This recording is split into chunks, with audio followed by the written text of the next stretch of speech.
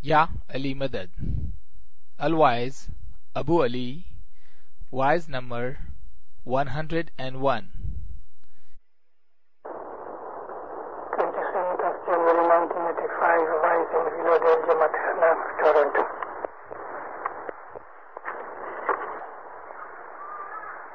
सखी मोरी आत्मानो उधार के अलगा मजा जो रे सखी तमनो आधार के अलगा मजा जो रे वो स्वरूप मिंदरियो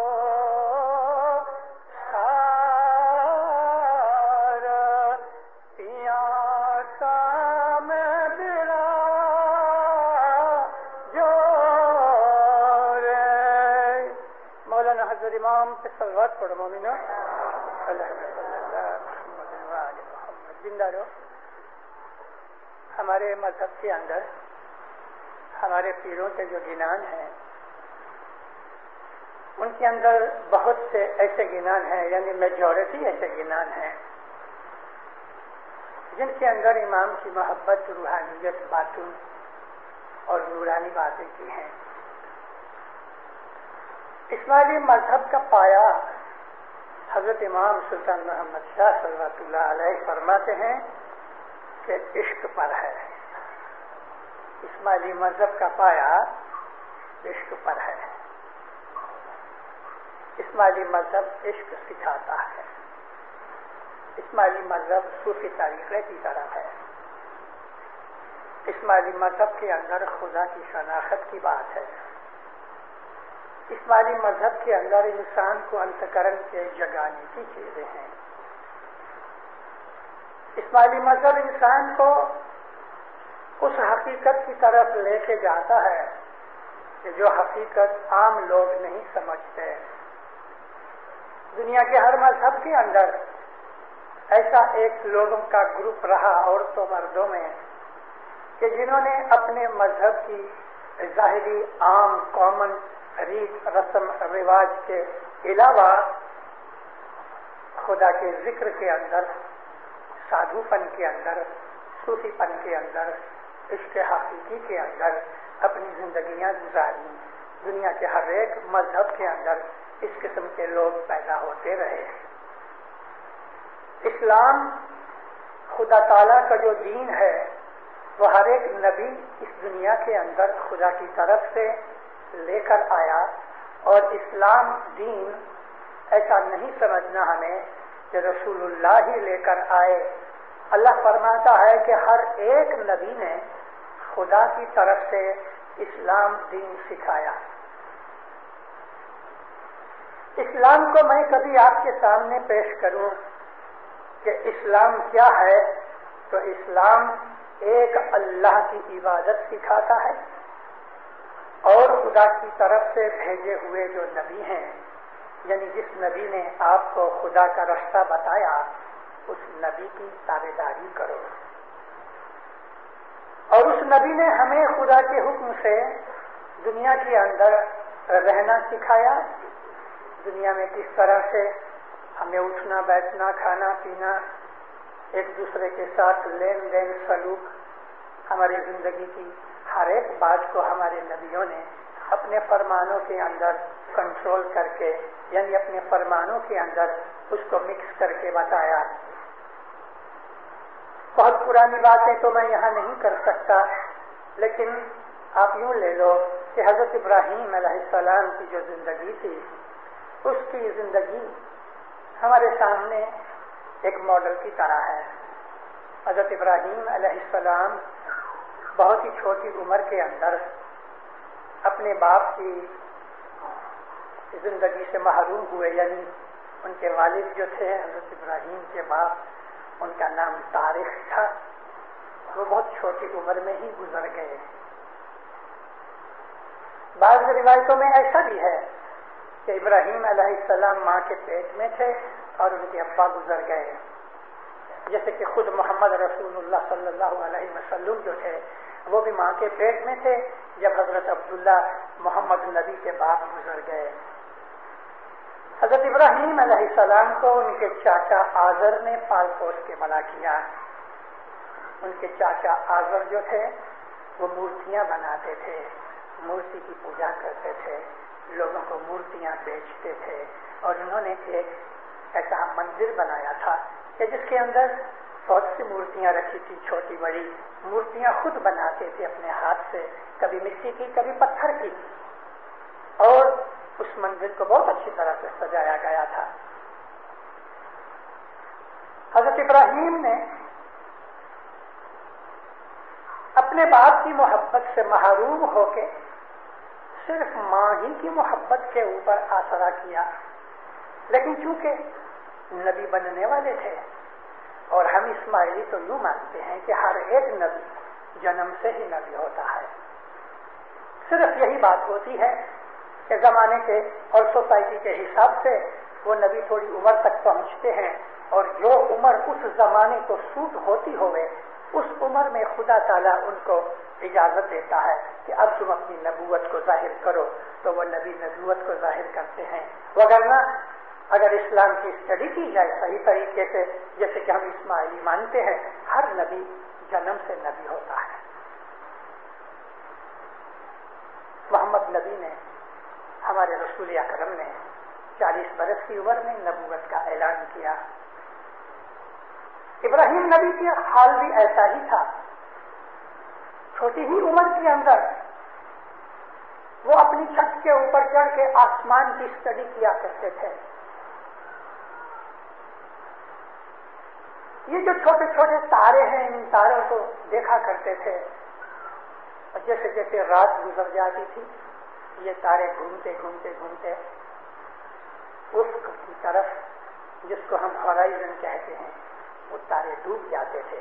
اب تاروں کو دیکھتے رہو تو یہ بھی چلتے ہیں، ان کی اسپیڈ ہمیں نظر نہیں آتی، یہ ستارے بھی چلتے ہیں، چاند بھی چلتا ہے، سورج بھی چلتا ہے، خدا نے جتنی بھی سیلیسٹیل باڈیز بنائی ہیں وہ سب چلتی ہیں، کوئی چیز اسٹیبل نہیں ہے، ہر چیز حرکت میں ہے۔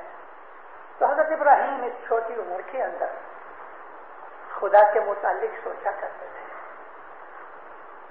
نبی کا نور ضرور تھا، لیکن انسانی توفیق کے حساب سے ان کا دماغ ابھی تک بہت گہری سوچ میں سوچنے کے لائق نہ تھا۔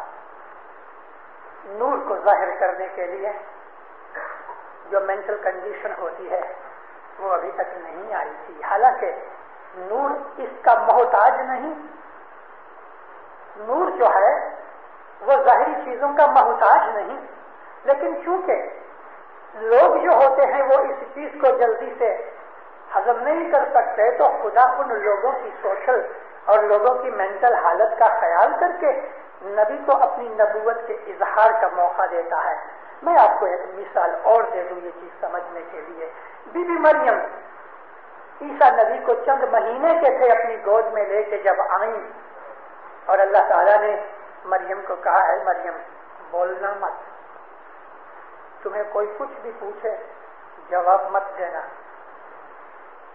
جب بی بی مریم عیسیٰ نبی کو لے کے شہر میں آئیں، گاؤں میں آئیں، تو لوگ اکٹھے ہو گئے، ایک دوسرے پہ تانے مینے مارنے لگے۔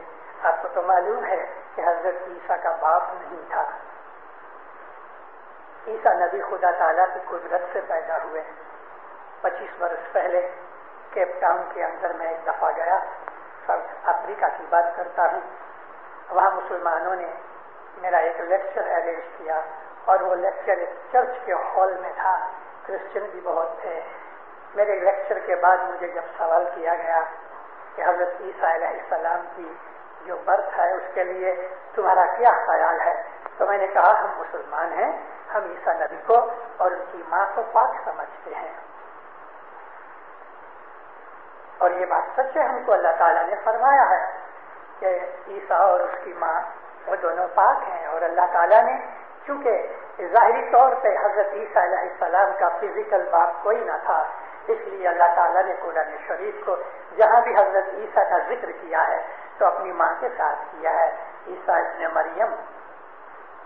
اب میں نے جب ان کو یہ بات کہی کہ ہم اسلام میں اس طرح سے مانتے ہیں، تو آپ کو معلوم ہے ہر سوسائٹی کے اندر کرٹیکل وچار والے لوگ تو ہوتے ہی ہیں۔ ایک شخص کھڑا ہو کے کہتا ہے کہ کس طرح سے اس بات کو ریکنسائل کرتے ہو کہ ایک آدمی پیدا ہوتا ہے کہ جس کی ماں نے کبھی کسی مرد کے ساتھ کوئی تعلق پیدا نہیں کیا، یعنی نارمل برتھ نہیں ہوتی۔ تو میں نے اس کو کہا کہ اللہ تعالیٰ جو ہے ہم اس کو آل مائٹی مانتے ہیں، ہم اللہ تعالیٰ کو قادر مطلق کہتے ہیں کہ جس کے قبضے میں، جس کی قدرت میں، جس کی طاقت میں ہر چیز ہے، وہ کوئی چیز کا محتاج نہیں، نہ کسی چیز سے مجبور ہے۔ ایسی کوئی چیز نہیں کہ خدا اس کے کرنے کے اندر مجبور ہے، یعنی نہیں کر سکتا۔ وہ قادر ہے اور قادر مطلق ہے، اس کے لیے اللہ جو چاہے تو کر سکتا ہے۔ اگر اللہ چاہے تو ایک پتھر کے اندر سے ایک انسان پیدا کر سکتا ہے، تو بھی مریم کے پیٹ میں سے باپ کے بغیر کبھی یہ چیز پیدا ہو سکتی تو کوئی بڑی بات نہیں۔ وہ آدمی پھر دوبارہ کھڑا ہوا۔ مجھے کہتا ہے کہ یہ تو محض سمجھنے کی باتیں ہیں، لیکن عقل میں کوئی بات آئے، ایسا کچھ اس کا خلاصہ کرو۔ فوراً ہی مجھ کو اس چیز کا خیال آیا۔ قدرت میں ہم نے نیچر کے اندر ایسی بہت سی چیزیں دیکھی ہیں کہ جس کو ہم ایب نارمل کہتے ہیں۔ کبھی کبھی ایسا بھی ہوتا ہے ایک ایگ کے اندر، مرغی کے ایک انڈے کے اندر ایک دوسرا انڈا ہوتا ہے، میں نے دیکھے ہیں۔ جو لوگ افریقہ میں رہ کے آئے ہیں ان کو پتا ہوتا ہے کہ بہت دفعہ ناریل کے اندر سے ناریل نکلتا ہے۔ اس قسم کی بہت سی چیزیں قدرت کے اندر ہوتی رہتی ہیں۔ تو فوراً ہی مجھ کو جب یہ چیز کا خیال آیا، میں نے کہا اس کی ایک ایکسپلینیشن ہے۔ مریم کی ماں جب حاملہ ہوئی تو 2 سپونز تھے اس کے، مریم کے باپ کے، اور مریم کی ماں کے پیٹ میں ایک ایگ دوسرے ایگ کے اندر تھا، ایگ ان این ایگ۔ ایک سپرم آؤٹر ایگ میں گیا، ایک سپرم انر ایگ میں گیا۔ آؤٹر ایگ سے مریم کی پیدائش ہوئی، لیکن چونکہ جو انر ایگ تھا اس کو کوئی بھی طرح کا بلڈ یا کوئی ایسی بڑھنے کی طاقت یا سورس نہیں ملی، اس کے لیے وہ ایگ ایسے کا ایسا مریم کی اووری میں ہی رہ گیا۔ اور جب مریم پبرٹی میں پہنچی تو بی مریم اس سے حاملہ ہوئی اور اس سے حضرت عیسیٰ پیدا ہوئے۔ مسلمان تو بالکل چپ ہو گئے، سننے والے بھی بالکل دم بخود ہو گئے، لیکن جو کرسچن بیٹھے تھے، خاص طور پہ جو میئر تھا، اس نے کھڑے ہو کے تو مجھے ہگ کیا اور چومنے لگا۔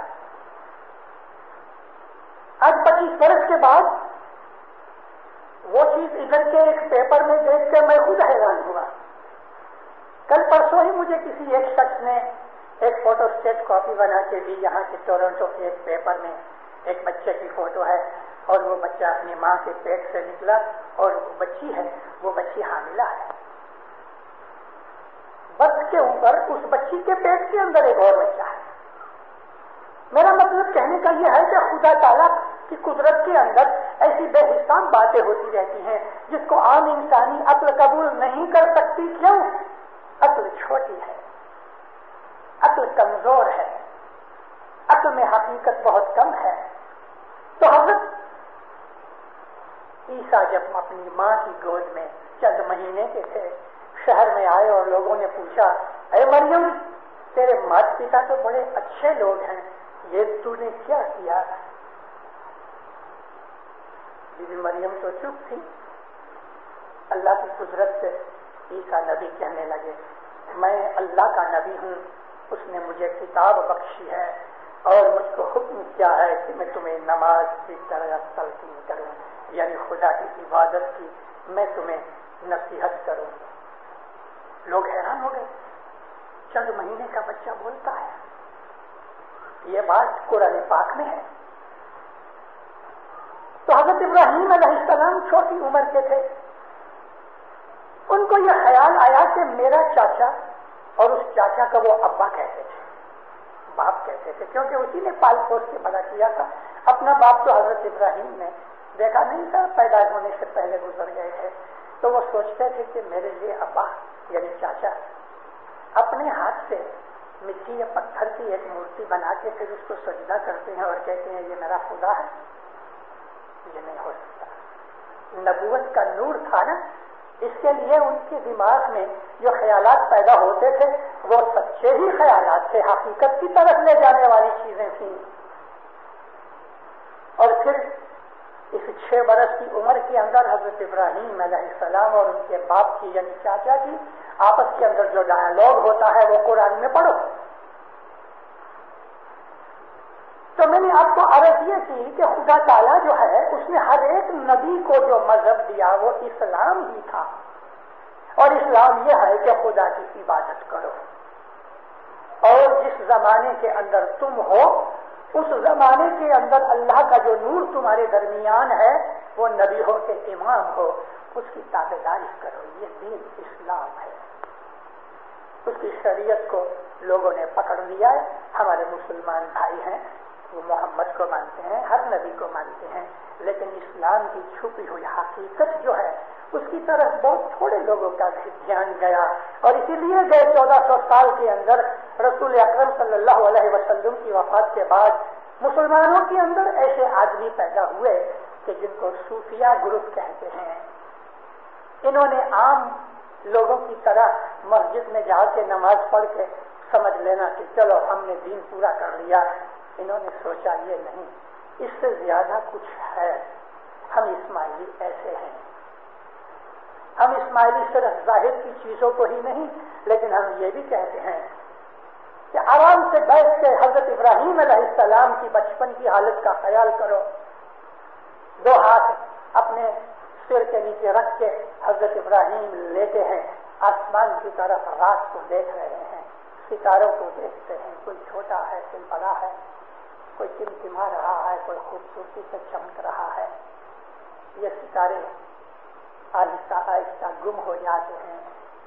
قرآن شریف میں لکھا ہے کہ حضرت ابراہیم اس میں جو سب سے برائٹ اسٹار تھا اس کی طرف دیکھ کے کہتے ہیں کیا یہ خدا ہے؟ جب یہ اسٹار بھی ہورائزن کی طرف جاتے جاتے ڈوبنے لگا اور چاند نکل آیا تو کہنے لگے نہیں, وہ اسٹار سے یہ چاند بڑا زیادہ چمکدار اور طاقتور لگتا ہے. کیا یہ خدا ہے؟ نہیں, کیونکہ جب سورج نکل آیا تو چاند بھی مانگ پڑ گیا, ستارے گم ہو گئے, سورج ہی سورج رہا, اور ایسا زبردست طاقت والا کہ آنکھ لگا کے دیکھ نہیں سکتے. لیکن جب یہ سورج بھی شام کے وقت غروب ہو گیا, ڈوب گیا اور اندھیرا چھا گیا, تو حضرت ابراہیم علیہ السلام اپنے چاچا کو کہتے ہیں اے چاچا, نہ تو وہ ستارے خدا ہے میرے, نہ یہ چاند میرا خدا ہے, نہ یہ سورج میرا خدا ہے.